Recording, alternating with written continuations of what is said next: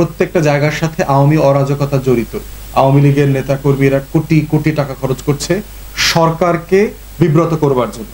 বাংলাদেশে গত 16 বছরের যে ফ্যাসিবাদী আওয়ামী বাকশালী শাসন কায়েম ছিল, সেখানে আমরা দেখেছি যে কিভাবে এই রাষ্ট্র থেকে দাবি দেওয়ার অধিকারের আন্দোলনগুলো করবার একদম মানে যে চরিত্র ছিল, যে কালচার ছিল, সেটা একেবারে নিভে গেছে।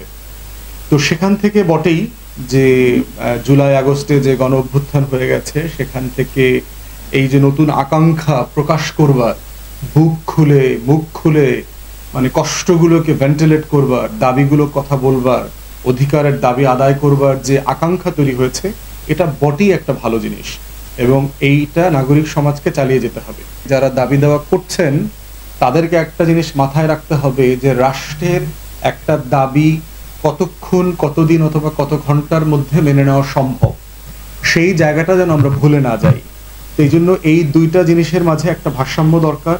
আবার দাবি আদায় করবার ক্ষেত্রে যারা দাবির সাথে সংশ্লিষ্ট না, এমন সাধারণ মানুষ, পথিক, অসুস্থ মানুষ, রোগী, তাদেরকে যেন কষ্ট আমরা না দেই, সেই জিনিসটা মাথায় রাখা জরুরি।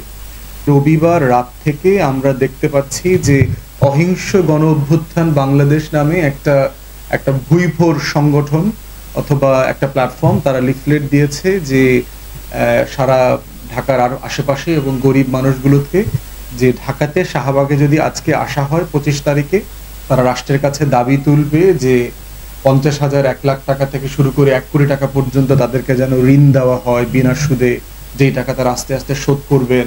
এবং অনেককে মৌখিকভাবে বলা হয়েছে যে আসলে টাকাটা দেয়া হবে।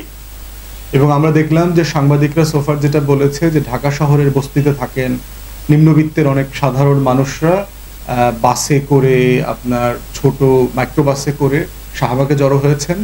মানিকগঞ্জ জেলার বিভিন্ন অঞ্চল থেকে শুরু করে বিভিন্ন জেলার বিভিন্ন উপজেলা থেকে, প্রত্যন্ত অঞ্চল থেকে শত শত মানুষ এসছেন গত রাত থেকে আজকে সকাল পর্যন্ত। এবং আমরা দেখতে পাচ্ছি যে অধিকাংশ মানুষই আসলে কাউকে চেনেন না, পথ চেনেন না, জানেন না। বাসের ড্রাইভারকে বলে দেওয়া হয়েছে যে ওনাদেরকে নিয়ে শাহবাগে নামিয়ে দেবেন। এবং শাহবাগে ওনারা কেন আসছেন, এই মানুষগুলোকে যখন জিজ্ঞেস করা হয়েছে, তারা বলছে যে আমাদেরকে বলা হয়েছে যে সরকার, ইউনূসের সরকার নাকি বিনা সুদে 50,000, 1 লাখ, 2 লাখ টাকা 1 বছরের জন্য কর্জ দেবে, যেটা আমরা আস্তে আস্তে ধীরে সুস্থে পরিশোধ করতে পারবো। তো এই যে একটা মিথ্যা গুজবের মধ্য দিয়ে সাধারণ মানুষকে মোবিলাইজ করা এবং এইটা শুনে যে একটা রাষ্ট্রের টোটাল ইনস্ট্রুমেন্ট যে এঙ্গেজ হয়ে যাওয়া, এটা কিন্তু অন্তর্বর্তীকালীন সরকারের পারফরমেন্সকে বাধাগ্রস্ত করছে, তাকে চ্যালেঞ্জের মধ্যে ফেলছে। কিন্তু এই সরকারকে আবার বিকালে সন্ধ্যায় আমরা সমালোচনা করছি, তার পারফরমেন্স কেন ভালো না, আইন শৃঙ্খলার অবস্থা কি, এটা সেটা। প্রশ্ন হচ্ছে এই লিফলেটটা ছড়াছড়ি হচ্ছে তো গতকালকে থেকে না, গোয়েন্দা সংস্থা কেন এই রিপোর্টটা দেওয়া হয় নাই?